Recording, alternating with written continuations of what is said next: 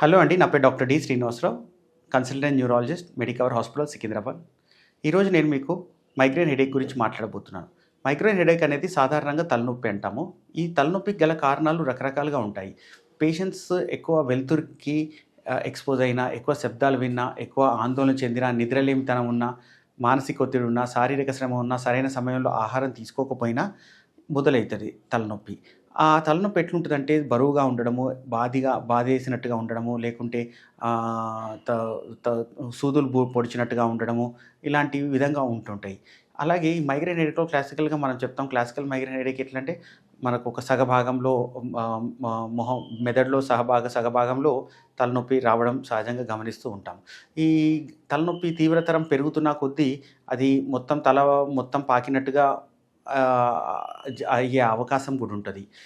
ఈ తలనొప్పి migraine headache మొదలైనంక patients తీవ్రతరం పెరగడానికి గల కారణాలు గూడా కొన్ని ఉంటాయండి. అదే సమయంలో వాళ్ళు ఎక్కువ శబ్దాలు విన్నా, లైట్ ఎక్కువ వెలుతురు చూసినా, ఆ సందర్భంలో తలనొప్పి చాలా తీవ్రంగా పెరిగే ఆస్కారం ఉంటది. సో, అందుకనే ఈ మైగ్రేన్ పేషెంట్స్ వాళ్ళు తప్పనిసరిగా మాత్రలు వేసుకోవాల్సిన సా అవసరం ఉంటదండి.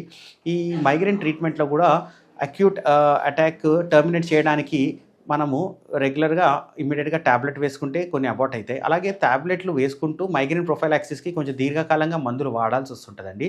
ఈ మైగ్రేన్ అటాక్ ఆహ్, త తగ్గినంక ప్రొఫైలాక్టిక్ మెడిసిన్స్ వల్ల వీళ్ళకు ఈ ఫ్రీక్వెన్సీ ఆఫ్ ఎపిసోడ్స్ తగ్గుతుంటది. అందువల్ల మేము సలహా ఏంటంటే రెగ్యులర్‌గా మైగ్రేన్ సఫర్ అయ్యే పేషెంట్స్ దగ్గరలో ఉన్న న్యూరాలజిస్ట్‌ని సంప్రదించి మైగ్రేన్ టాబ్లెట్స్ అనేది ఖచ్చితంగా వాడాలి.